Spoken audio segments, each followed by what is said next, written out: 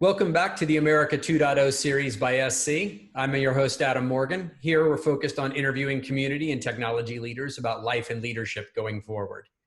The world changed in 2020, and we want to highlight and celebrate strong people-centric leadership in our short-form web series. I'm pleased to be joined today by Vaughn Paunovich. Vaughn is the CIO of Optumcare Technologies at UnitedHealth Group, which is dedicated to modernizing the modern healthcare system and improving the lives of the people and communities in which they serve. Prior to joining Optum, Vaughn spent over 20 years as an IT executive leading digital transformation, e-commerce, product development of complex global IT solutions at companies ranging from General Electric, Bank of America, Wachovia, and Travelers. Most importantly and selfishly to me, I'm lucky to call Vaughn a friend for a very long time now. So Vaughn, thanks for joining us. Sure thing, Adam. Great to be here. Thanks a lot for the invite. Well, let's start off and talk about, in light of the pandemic right now, global crisis and quarantine, how have you changed as a person, as a spouse, as a parent, as a friend? I think I think the charter has really been around adaptability, both on the home front and the work front. From a work front perspective, we lead the largest ambulatory care system in the country. 70,000 physicians providing care and welfare to almost 100 million Americans. We're the first ones to see COVID hit our shores in our clinics at Everett and Seattle, and then move over to New York and Florida and the rest of the country. And so we've had a really good purview in terms of how this particular virus has mutated and changed, but also how an organization needs to be adaptable. And by adaptable, we obviously started, like most organizations, moving a lot of our non-essential, personnel offshore. That's about 350,000 folks that we moved both offshore to work from home and onshore to work from home. And that's really been quite a transition for us, because we still have to power this health system to be able to deliver care to the front lines. And we've had to do it in very innovative ways. I mean, historically we're a product company. And so a lot of the way that we work is, co-located, dedicated, teams that work together to solve some of the nation's, biggest kind of health problems and reduce the total cost of care.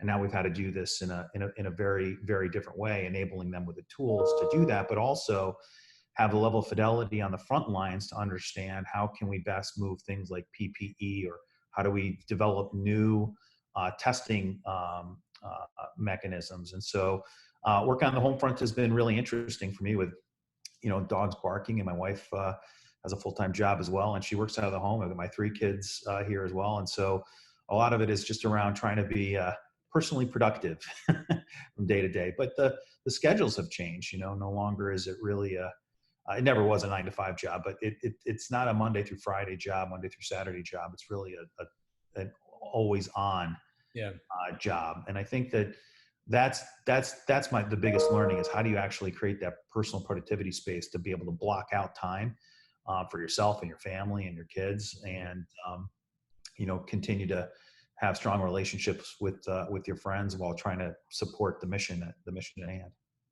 Yeah, actually, I couldn't agree more. I think it becomes very hard to draw that line, right, between your personal and your professional life when there's no physical boundary between the two. And it suddenly becomes a real challenge trying to manage that and frankly help kids in particular understand that you may be home, but you're actually at work.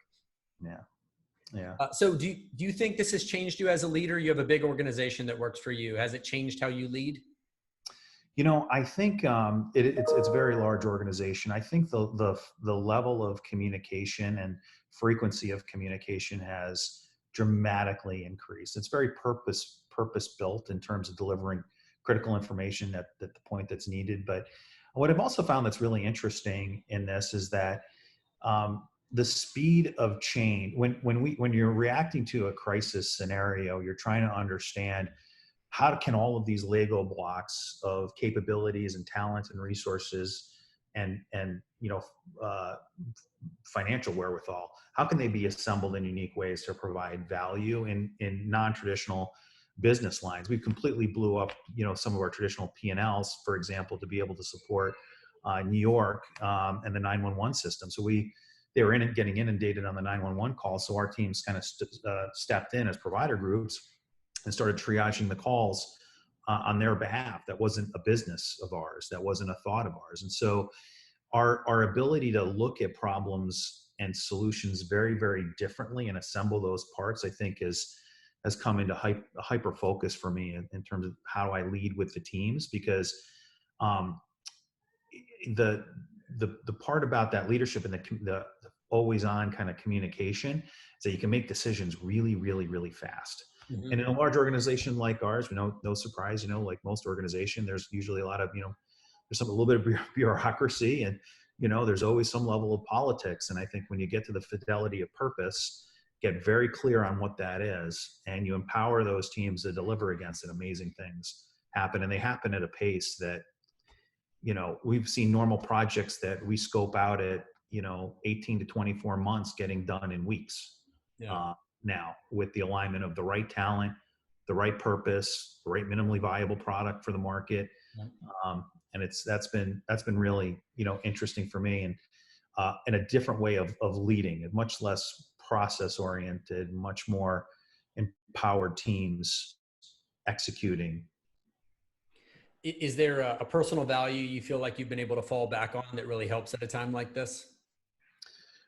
Well, I'm a faith-based person. So, I mean, I think a lot of my values go back to just, are we creating value in our interactions? Are we being thoughtful and considerate? Are we understanding the diverse insight that comes from diverse teams?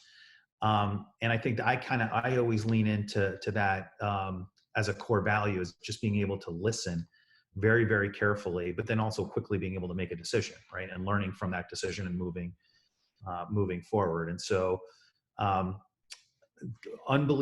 very optimistic, but also at the same time skeptical. Skeptical of solutions, and I test it very quickly. I think that's the value I lean on the most. So you and I were actually talking about this next question before we started recording this session, but now for the benefit of anybody who watches this as follow-up, are there changes you see occurring that you think become permanent, things that you think will change forever? Yeah, I mean, I think, I think it's going to take a very long time for the economy to rebound, and for social distancing to go back to normal. I think people will think about workspace very, very different, especially coming from an environment in technology, as we try to drive much more agile adoption, and doing that across a very large diverse footprint. I think more and more folks will go to telecommuter. I think there's going to be a balance there. I mean, in our organization, we try to push more folks to work together and co-locate. I think that's going to be a cultural change to enable folks to work remotely more effectively. When you measure productivity, it doesn't change, frankly, but some people prefer to work in an office, and some people prefer to work from home. And I think that personal preference will probably lead the decision-making more than anything else. Yeah. I asked this, I interviewed Tom Tillis, U.S. Senator for North Carolina, a couple of days ago, and I'm as excited to hear your response to this last question as I was his, given the nature of your day-to-day job. But the response of governments globally to this pandemic is unprecedented, right? We haven't seen anything like this, certainly not during our lifetime. And I'm curious to see what changes would you like to see going forward so that we're better prepared for the next time this occurs? Yeah, I mean, one of the things that coming from the health industry, that every state has its own regulatory requirements around how physicians can practice. I mean, being able to get into the declaration to allow our physicians to practice anywhere in the country and provide support, incredibly valuable. Also incredibly valuable as you think about managing the total cost of care in this country, when physicians are able to work at top of their license, and nurse practitioners at top of the license, et cetera. And you can do that on a national scale. I think that creates a very, very unique opportunity to service patients more directly, and then also to reduce the total cost of care. The other thing is that, when we look into the kind of the PPE space is one of the key areas in conversation nationally. our ability to acquire PPE and distribute it state to state shouldn't be limited to the financial wherewithal of the states. Yeah. And so I really think that there needs to be a much better way of understanding, and not necessarily federal, having federal direct oversight over it, but opening up regulation will allow us to really make sure that there's a fluid movement of that type of critical equipment. Yeah, it's I completely agree. In light of everything that's going on and the very serious nature of it, there's also been some very positive things and changes that are inevitably going to occur from this that make us all better, right? So again, looking forward to that and appreciate your leadership on it. That's the last question I have. I'm going to hold us to our short form format and try not to exceed the time limit too much. Vaughn, very much appreciate your time. It means the world to me that you carved out time in this incredibly busy period going on. And as always, wish you well, my friend, and thank you. It was great to chat with you. Great talking to you. Thanks so much. I appreciate it, and be well.